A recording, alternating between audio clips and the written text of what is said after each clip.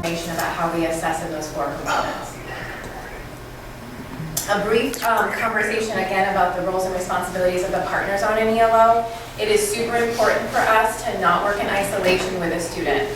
We want to engage experts. I mean, we have experienced so much in our positions. It runs the gamut. I mean, the video showed you a little snippet of a small piece of time, all of the different types of ELOs that we're exposed to. We're certainly not experts in any of those situations. So we engage. Our job is to engage the experts. And again, we look internally and we mostly look externally as well. Student is always at the center. They're the most important piece in this relationship and these partners. The community partner to us is such a value. We find all the time when we're reaching out to community partners that they're looking for an invitation. A lot of them don't necessarily know how to engage on their own. So by us reaching out, they were just almost waiting for that invitation and figuring out how they can help a student, whether it's hosting an internship or just being a mentor on a project or coming in. We oftentimes engage them to come in as guest speakers in classrooms, and we build ELOs from those experiences. So it really is an important thing to do. But I think for years now, there's been a lot of finger pointing also. The schools aren't, like from the business side, schools aren't preparing kids to be in our workforce. From the school side, how do we engage the companies to kind of come in and be a part of our school and not just ask for like a donation at, this time of year we need kind of sponsorship for whatever events, so on and so forth. So this has kind of engaged the school and the businesses to work collaboratively together, with the main focus being the student. They're coming together, we're coming together to have that student be successful. And again, with the firefighter that you saw from Hampton, I'm sure maybe 3 of those individuals that I talked about are coming down working at the Hampton Fire Department or another agency in the area, because now they know that I've been trained by Hampton, we got that networking background, that collaborative background. Yeah, students start to recognize the value of networking. You heard a couple of students talk about that. I failed to mention the parent guardian. Also are really important. I mean, in any child's academic experience, it's important to make sure you're engaging them. But it's really interesting. I always have such great conversations with parents and guardians because they're never engaged in this way, at least in our experience. And so they always felt really valued as a parent, their insight into building their students' experience.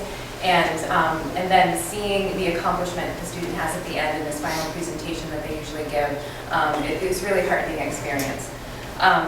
Certainly us as ELO coordinators, we're involved in coordinating and facilitating the entire process. It is a lengthy and process building thing.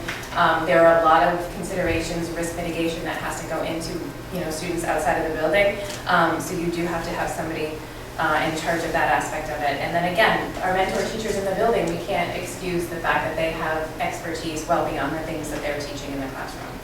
I think also when an ELO goes wrong is when the students' voices starts to minimize and disappear and the adults are talking more on the table. So again, that's kind of our job as facilitators and coordinators to say, what's the student's focus, what's the student want to do, what are their goals? I never take a referral from a parent saying, my kid needs to do an ELO, like, let's get this going. It's okay, they can come meet with me in my office and we'll start the process together. Like, not that I want to squash them out of it, but he's started and grown from the student perspective, the student concept, and then the parents and the adults can get involved once we know what the students, the core of what they want to learn and do is about. One comment I'll make about one of the components of assessment is reflection. For me, reflection is like the key component to all of these ELO experiences. And a student, again, has a real difficult time of taking the lead and reflecting and understand what reflection means. And so formatively throughout the experience, we will have the student reflect. We will set short-term goals. We talked about building a timeline and benchmarks. We check in periodically. How are you reaching those goals? Are you reaching those benchmarks? If not, why? How are we problem solving around that? Those conversations initially are really led by the ELO partners, the adults, right? Over time, the goal is that the student is doing most of the talking. The student understands what it means to reflect and can generate those conversations on their own. And so by the end of the experience, we kind of sit back during our check-ins and the student takes the lead and they talk about if they're making progress and if they're not. And one of the really valuable things that they're learning is that it's okay if they don't make progress, as long as you can understand why, discuss those barriers, discuss those conflicts or those challenges, and then find a way to move forward with it. And so they're developing those problem-solving skills. And then at the end, it's so amazing to see the confidence because they are so intimidated by talking to somebody outside the building, another adult. They don't want to make phone calls. They don't want to talk in person. They're so shy. And then by the end, they're like experts. They do command the room. And it's an amazing transformation to see. They can really articulate the skills that they've learned beyond the content area and how that's going to help them move forward in life. And some of the things you heard in the video, we hear every single day. So it's a really, truly, it's an honor to be part of this process with a student. One more thing we'll say before we finish up is referring back to our New Hampshire ELO network. Again, you have access. There's some links here to our website. You'll see it on your handouts as well. We've separated the state into regions, and we've assigned an ELO coordinator, a veteran ELO coordinator, as a chairperson in each region. Because one of the things that we run into is not every district can afford to hire somebody who's in charge of this full time. It oftentimes falls on the plate initially of a school counselor, of a transition specialist. Sometimes a classroom teacher will have this as part of their teaching duties. It runs the gamut. Live free or die in New Hampshire. Every district does their own thing and responds to their own needs, and that's perfectly fine. And as a network, we have been trying to provide resources to schools who don't have a full-time coordinator and help them either come up with a way to get there or at least support them with what they are able to implement with the resources that they have. Lots of partnerships and collaboration though too. If Donna has an ELO going on, a group-based ELO in construction or engineering, she'll reach out, hey Sean, do you have any people any students that want to be a part of this ELO with us? Sure, so somebody gets down to Hampton, Donna oversees the whole process, and then their credit gets transferred back to the voice service transcript. So a school doesn't have a coordinator at all. I'm taking those students too and work with them if needed, and support and grow the ELO concept and process in our state. We do take advantage of each other as much as possible. Sure. We sometimes have community partners that, once you build a reputation in your area, community partners will reach out to you and say, hey, I heard about this opportunity, I'd love to do this. And they might have an opportunity for us, but we might not have enough students or we might not have enough interest. And so we partner with other schools to make sure that we're making sure that we're valuing that community partner and that we're meeting their needs as well as ours, because those relationships become really important as you move on. Just some resources, again, if you have access to this, anything that's underlined is resources that you can use. I will point out, we had one of our ELO coordinators do their dissertation on ELOs, and so there's it's like 300 pages manual. You probably don't have time to read the whole thing, but it's a really great reference. If you are thinking of building a program, there's snippets of that you can take out. But Beyond Classroom is a website that Keene State College in our state has put together, and there are some really solid examples of individualized ELOs and group ELOs if you wanted to get more of an idea. And they have references and contact information for the schools in our state that have implemented those types if you want more information. The only other thing on here I'll point out, so again, by the way, the video that you watched was a student who was doing the ELO in videography, so they put that video together. So it's pre-pandemic, so it's getting old now, but it's still so relevant and I love it, and he did such a great job. But we do have some other promotional videos on our YouTube page if you wanted to go take a look at that to show your students. That's about it. So we are, I guess, how much time do we have? 11:30 the next thing starts, so okay. about So we 35 have a minutes. good amount of time. If anybody has questions for us or Sarah? Yeah. Sure. I have a question. How do you sort of recruit and develop relationships with those community partners? I can speak for myself. So it was difficult for me. I did not know the area that I was employed in initially. I was living in a different part of the state, and so I was coming into this community blind. And so I started with some civic organizations, the Rotary, the Chamber of Commerce. I got onto those meetings. I introduced myself. I told them what it was, gave them a quick definition of what ELOs are, what I'm asking of the community. And then you start to find your allies, those who are really influential in the community. My biggest partner right now is the president of the Chamber of Commerce, and there's one particular member of the Rotary who helps me recruit. And their idea, which generated after a couple of years of implementation at our high school, they said, well, why don't we have an advisory board of community partners? So when you're looking for somebody in a particular field or you need to recruit more people, we'll help you do that. So we did that over time. So it does take a little bit of time, and you can't underestimate the value of publicity for that business.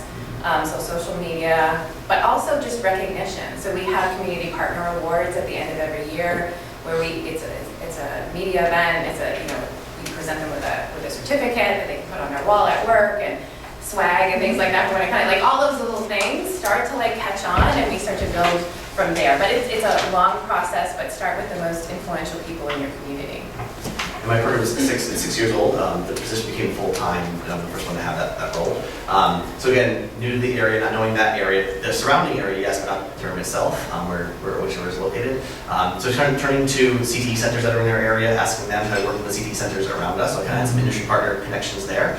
Go in our student information system, we actually list our employers of our parents. So like if I want to look for a dentist, I can do a search for a dentist and find out who's a dentist as a parent in my district. And find that out and maybe use them as a partner, community partner. We'll always reach out to Donna. Hey Donna, is there anybody on the edge of your area that wants to come over? We're actually sharing the digital marketing media person right now. Sent over. We're usually really, like, we covet our community partners and don't usually like to share them, but we're trying to be better at that. But it's sharing the playbook. That's where competence-based education comes from too. Like, this is what we're gonna learn, let's go do it, versus like the game of getting points to win the game to get the grade and so on and so forth. So we're very, again, collaborative as much as possible. Have you thought about the connection between this and pre-apprenticeship to registered apprenticeship, and you work with workforce boards and higher ed, and the state has a big apprenticeship building grant through the community college system. I'm wondering, it seems like a natural connection. We do, yeah. Yeah, I can speak to that. So through our network, we have partnered with Apprenticeship New Hampshire and trying to find ways to get the word out. I think I will say this, we have struggled sometimes with the opportunities our high school students can take advantage of as apprenticeships if they're under 18. Yeah. So that's been a struggle, not in every industry, but in enough to make an impact where we get a student excited about an opportunity, and then we find out, well, they have to be 18 before they can engage in X, Y, and Z. And so, but this sets up as a pre-apprenticeship. Pre-apprenticeship, that was where I was going with quality, that. Perfect. which actually then can migrate over and reduce the number of hours or competencies in the registered apprenticeship, and then it helps pay for it. So that's exactly what, we're in the process of working more to solidify what that looks like and how to define those pathways for our students. And I think that there are certain regions in our state that are better at this than others, but we are fortunate enough in the Seacoast where we have a lot of opportunities. So we do, that is an avenue that we are pursuing and trying to find grant funds to help us develop that model of pre-apprenticeship, because this is truly what that is.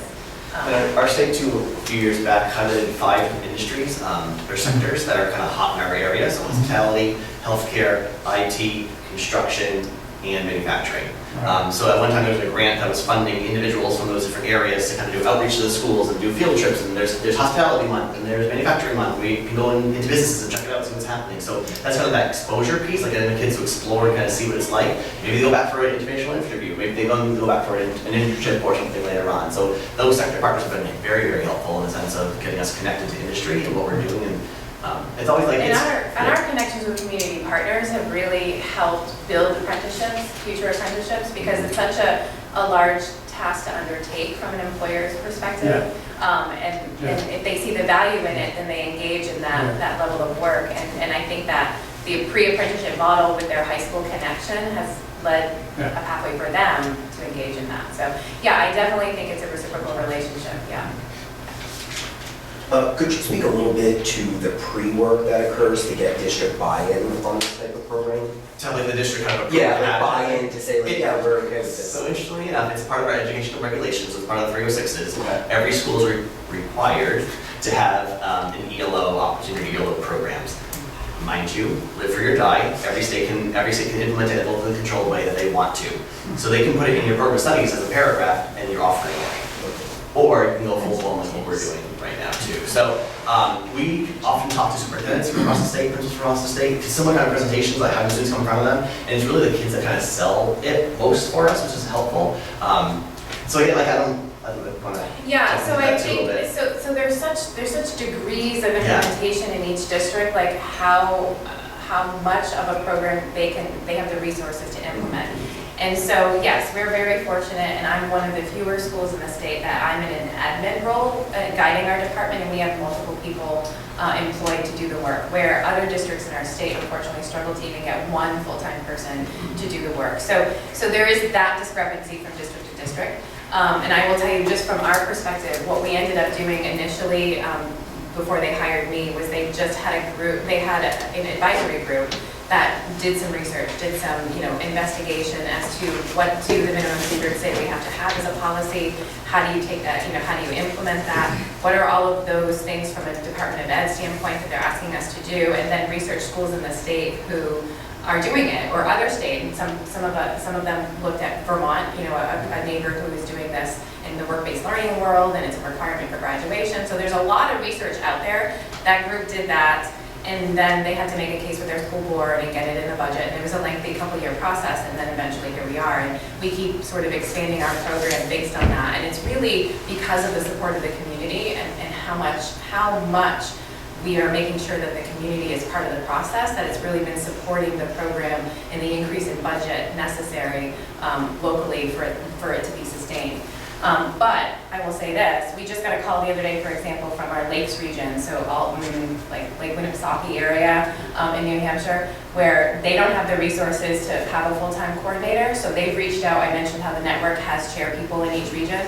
Well, they've reached out to us and said, I need some support. We want to do these types of ELOs. We have students in a dance academy, and we want to make sure we give them credit for that, like PE credit for that. But we have nobody in our building that can help support that, so can you as a network help support us? So that's the other way we've done that, and we've worked with Maine. Maine is setting up their program, and they've leaned on us to kind of help them. So we're all here to sort of help and support each other, I guess is what we're saying. So we're fortunate in New Hampshire to at least have a network that can support a district without the resources to implement it themselves. And I think also when ELOs first came out, they said they were bad, like those 3 letters were bad things. Now ELOs have become the catch-all for everything. So as a state, we're talking about the vision of a graduate, portrait of a learner, these transferable skills, and the soft skills. The ELOs highlight those. So ELOs are answers to a lot of stuff. And so as districts are becoming enlightened to that, like, we need to bring in a programmer, a part-time person, collaborate with another district close by, share a position amongst districts too. That's not happening in their state too. So, interesting. Yes. Oh.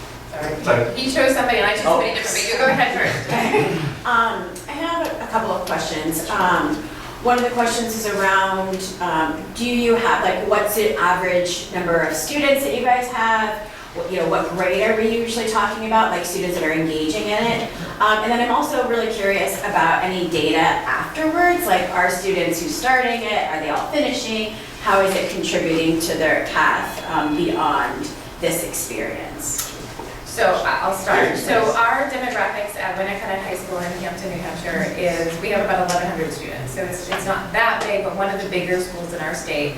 And we average, it's not a graduation requirement. So as of right now, we average about 250 ELOs a year. And some of those are students doing multiple ELOs, some are just doing one, but they are engaging, that's at least unique ELOs throughout the year. As far as age level, we focus at the high school 9 through 12. However, given my role now in the district, we are starting to engage middle schools in this effort. We found that building those transferable skills and getting them used to the choice involved in building an ELO is only going to help them, because we do have motivation to make this a graduation requirement, sort of a capstone or a senior project. Starting earlier at the middle school is going to be really important to make that happen. So we are starting to see ELO-like activities at the middle school level, but we're primarily focused 9 through 12. And is it just evenly spread out, or is it like those kids or my students are like, oh, my 10th grade year, then I'm going to step into this space, or is it just spread? So we initially, the first couple of years of implementation, focused on juniors and seniors for a couple of really significant reasons. Transportation, their own transportation, access to that was really important because we didn't really have the ability to get every student transported where they needed to go.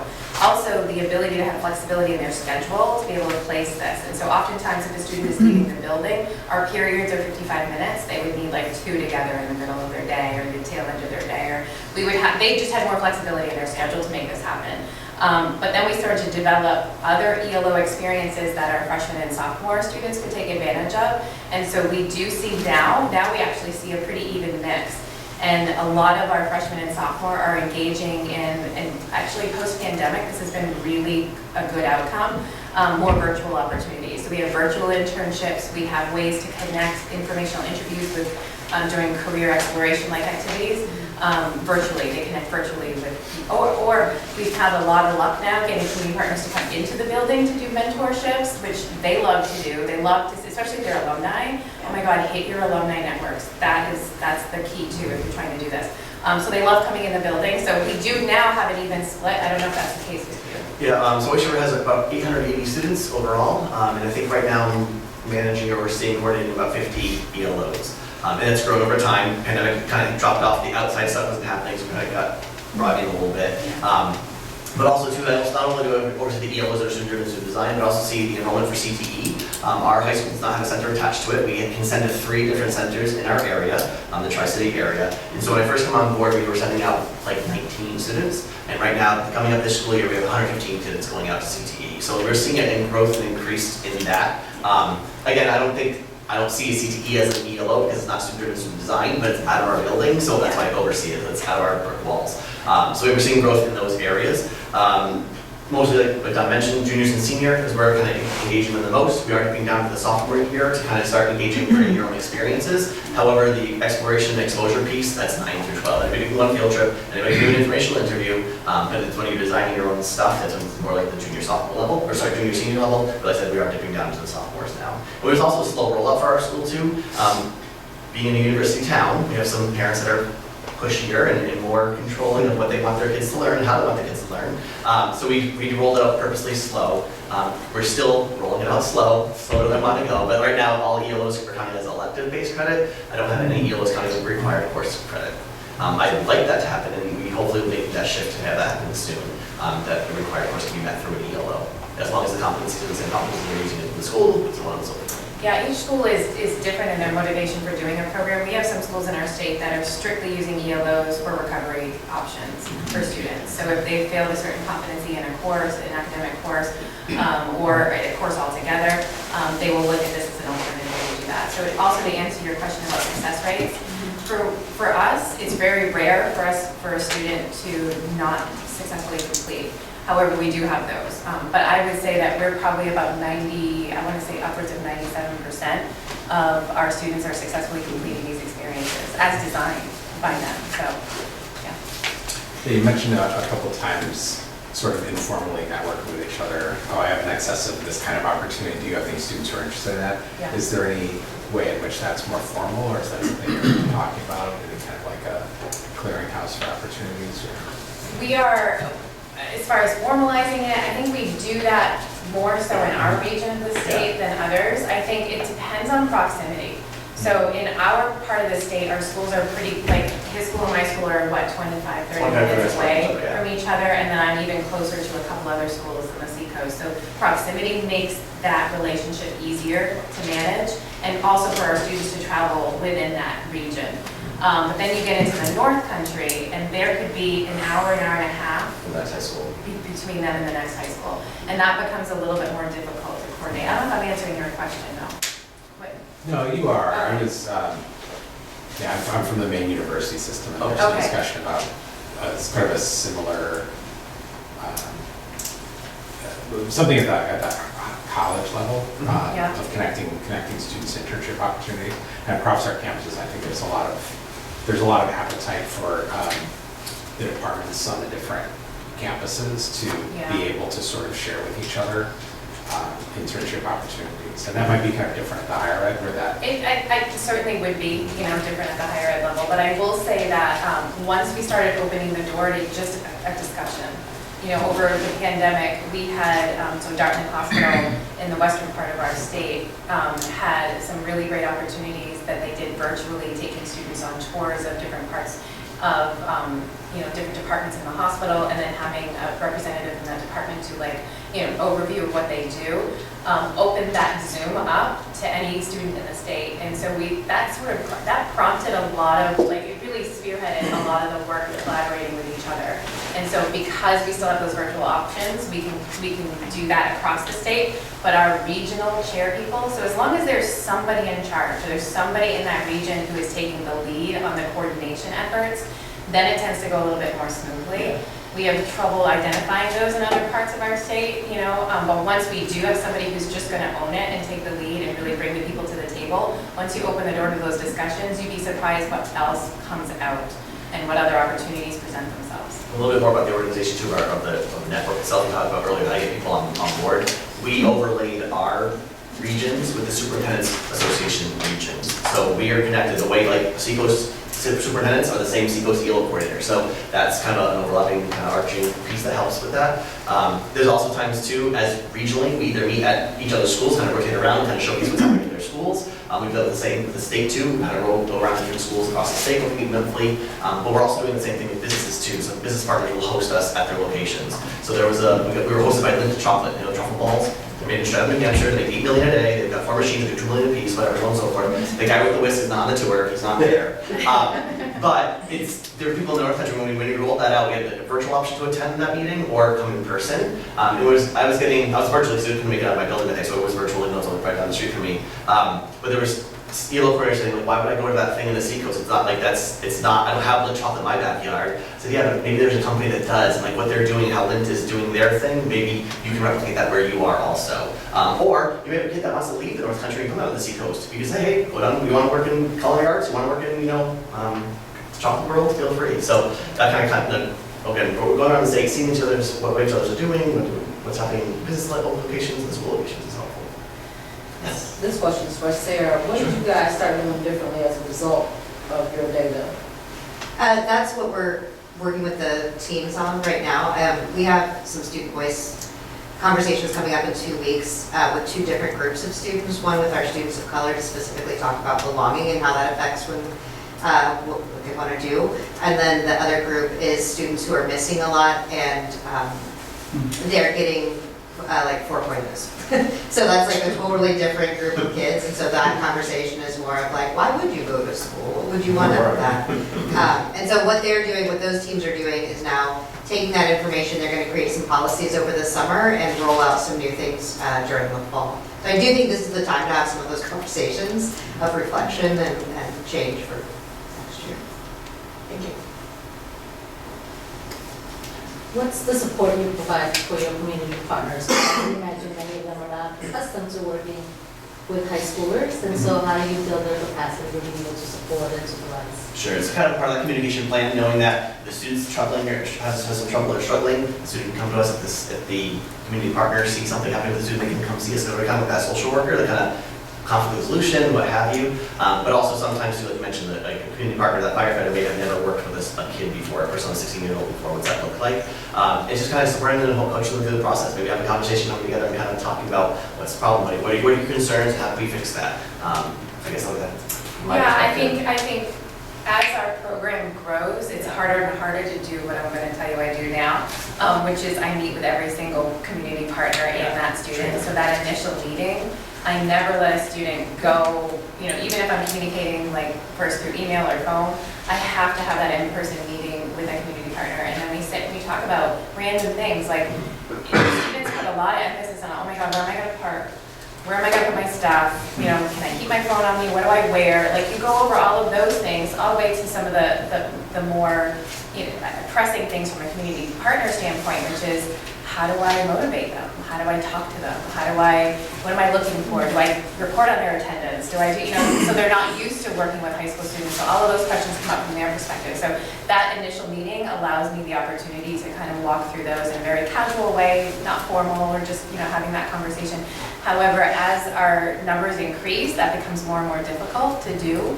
So our board actually is trying to come up with a training that we can offer a couple of times a year, and then community partners can engage in it, get that general information, and then it becomes the onboarding process for an individual student becomes a little easier. And a follow-up to that is you talk about the motivation for students, which I totally get. Yeah. What's the motivation for partners? Like, what are they doing this as part of their corporate social responsibility platforms? Are they doing this as part of just like being good neighbors? What is it for them? I do think it's that. I do think there's some genuine need to give back, especially our alumni. They really want to give back to the students from their schools. But honestly, what motivates most of them is they're developing their future workforce.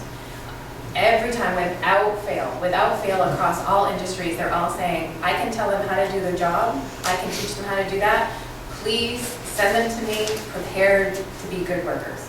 So what does that mean? They show up on time, they come prepared, they're good communicators and they're problem solvers. All of those transferable skills, that's what motivates them because they're helping in that process and they're helping to train their future workforce. And I would say more times than not, they end up employing these students in some capacity, either immediately or once they go through a training, post-secondary training option.